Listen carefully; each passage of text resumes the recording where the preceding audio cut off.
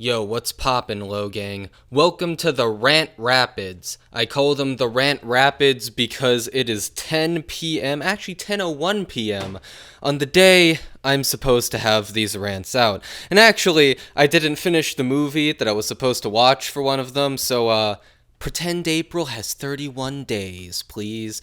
But I did get most of the stuff done, aside from that. Kind of asterisk, because this rant comes from Bedoofus, who says, man, I don't know. Then he replies to that saying, I don't really feel like giving you a book. It feels like too much in 1 month. Here, take this hip-hop album. I know you love those. That's sarcastic because I've infamously said I don't like hip-hop. However, this rant has a funny story behind it because I have not listened to that hip-hop album.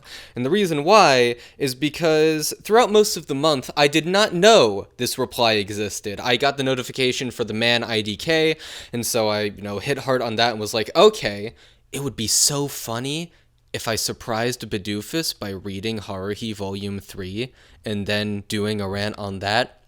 And then, like 20-something days into the month, I saw that I was actually doing the hip-hop album. And I was like, fuck. But then, I had a very good idea. See, it was the day before today. So yesterday. I don't know why I said that in such a roundabout way. But I was like, I don't really feel like listening to this hip-hop album. Ayo, Bedoofus, I've read Haruhi V3. I can rant about that if you want. And so, here we are, ranting about Haruhi V3 because I convinced my patron to change his rant idea at the last minute because I didn't want to talk about yet another album. I really need to impose a rule of one album a month, holy shit. Because, not one album a month overall, but one album per person because these twofers Redneck is giving me, man. But Haruhi V3 is the boredom of Haruhi Suzumiya. It has 4 stories. Let's see if I can remember all the names of them off the top of my head. Bamboo Leaf Rhapsody is the one where they go back in time. I am fairly certain because, it's about the bamboo leaves that you send to the god for your wishes, and then Haruhi, we go back in time, or it's not sending it to the gods, but, sending it to the stars, which then have gods associated with them. I'm fairly sure that's what it was. It's been nearly a month since I actually read the book, because I read it very early on into the month, because I was just on a Haruhi binge, and I was like, hey, I just want to read this. And so forgive me if some small details are amiss, or if I get them wrong, because it has been a fair few weeks. There was also a Mysterique side. I am fairly certain that is the one where the website glitches out and they have to fight a giant cricket in the middle of a vast ochre. They call it ochre, this ochre mist. It's a very good word, by the way. It's like this it means bronze, sort of copperish color. I'm fairly certain. Ochre, it just sounds so cool. I love words, man. Then we have the murder mystery on the boat. I'm blanking on what that chapter was called. And then the first one is baseball. They play baseball. And this is, I think, Haruhi V2, but done well. Because Haruhi V2, its main issue is that it was one of these sort of side stories. It was them making a movie, but it took all novel. And it was like a little over 200 words, and I felt it was a wee bit too long considering the actual content of the story. I don't think the plot of that book really got to its breaking point with the supernatural, where, near the end of that novel, the nature of reality begins warping, as it does in Haruhi. That's just the nature of the story. And I think that is very entertaining when it does happen, but it takes a long time to get there. And the actual amount of content and comedy that it portrays up to that point is not necessarily enough to keep me engaged the entire way through. Whereas with these stories, they are much briefer. The baseball story is around 40 pages, ditto for baseball, ditto for mystery, or not ditto for baseball, ditto for time travel.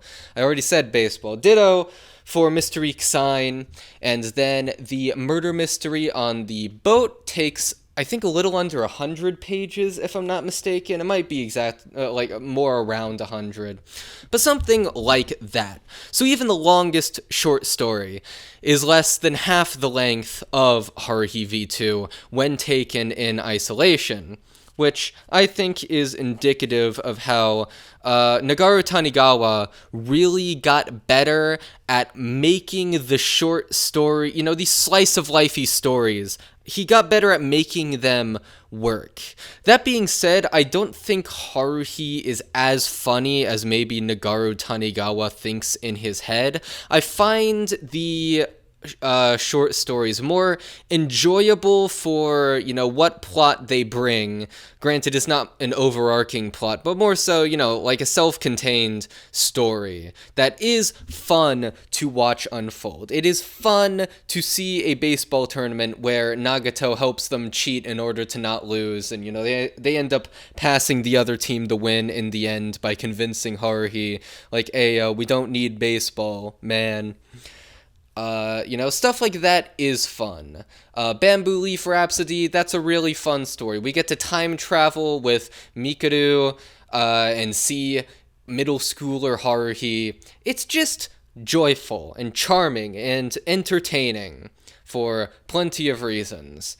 But yeah, I don't think it's as funny as, the first volume of Haruhi. And I think the main reason for that is because in the first volume, we're not used to the antics. This is our first time seeing it all unfold, and it's contrasting against the more developing story that is going on. And I think it was just a bit more effective there, especially with how far it goes at certain points. Haruhi is fucking evil in that volume, and I love it.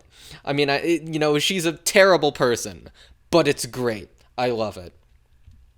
But in these volumes, it's fun, but I don't think it's necessarily as funny, as it might think.